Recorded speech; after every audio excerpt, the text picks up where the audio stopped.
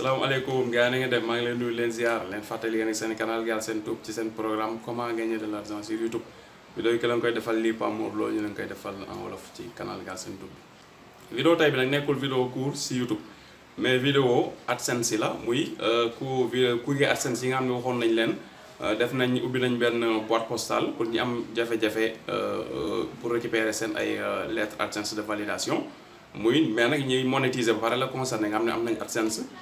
mais dañoo am jafe-jafe pour récupérer code secret yi xam nga bu ngeen fàttalikoo defoon nañ benn vidéo wax leen si ubbi nañ benn boîte postale boo xam ni képp koo xamante ni da nga am jafe-jafe ci jot sa code secret moo xam sa adresse leer na nga xëy def mënoo fexe ba mu ñëw wala nga dëkk zone boo xam ni pour nga def adresse pour ñu indil la lettre bi sa kër dafa xaw a jafe muy zone yi nga xam ni peut-être kër yi du am ay numéro mbedd yu du am ay tour wala yu demee noonu.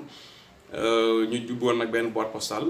wax ne képp ko am da nga jafe-jafe boobu nga def benn adresse boobu ban la boo ko bëggee xam bu fekkee donc da la intéressé suufu description vidéo bi dinaa fi def lien vidéo boobu vidéo bi nga xam ne expliqué naa woon ñi bëgg a jote seen courrier nii nga xamante ni comme ñett ñi jotagum seen courrier nii ñu ko jotee koo xam ne intéressé na la vidéo boobu ngay cliquer après procédure bi ngay topp pour mën a jot sa courrier soo ko defee ci boîte postale bu Galsen Tube bi di nga ko xam ci vidéo boobu wala nga seetaan vidéo bi ba muy jeex su demee bay jeex fin bi dinaa fa def vidéo bi nga xam ne mooy vidéo présentation bi mooy fi ma naan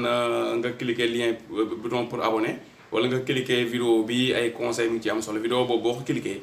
dina la yóbbu ci vidéo bi nga xam ni soo bëggee jot sa code secret nan ngay def leeral naa ko foofu lettres yi nag ñett la moo ñëwagum tey laa demoon poste ba xooli ko fekk fa ñetti lettres ñett ñi kenn ki mi ngi nekk Al Amin Gueye moom courrier moo nekk nii waaw dinañ ko photo envoyé ko ci WhatsApp léegi woo ko téléphone envoyé ko WhatsApp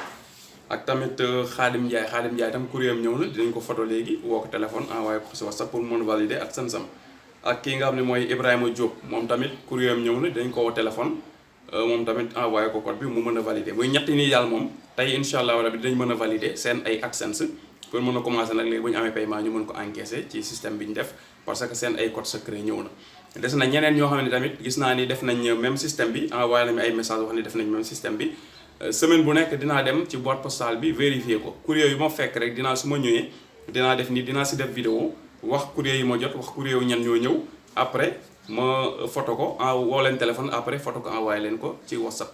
waaw loolu moo nekkoon vidéo tay bi nekkuloon vidéo court vidéo wax leen rek lettre AdSense yi am na yoo ci xam ni jot nañ ko ñu nekk nii muy ñett seeni borom dinañ mën a valider tey seen ay compte AdSense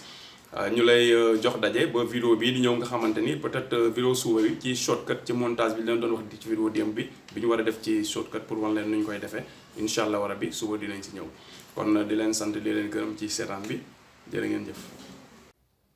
G bi soo ko cliquer di nga abonné ci canal bi boo ko cliquer abonné ci canal ba pare vidéo bii soo ko cliquer di nga gis ay tips ak ay secret yoo xam ni di leen la jëriñ ci sa monétisation YouTube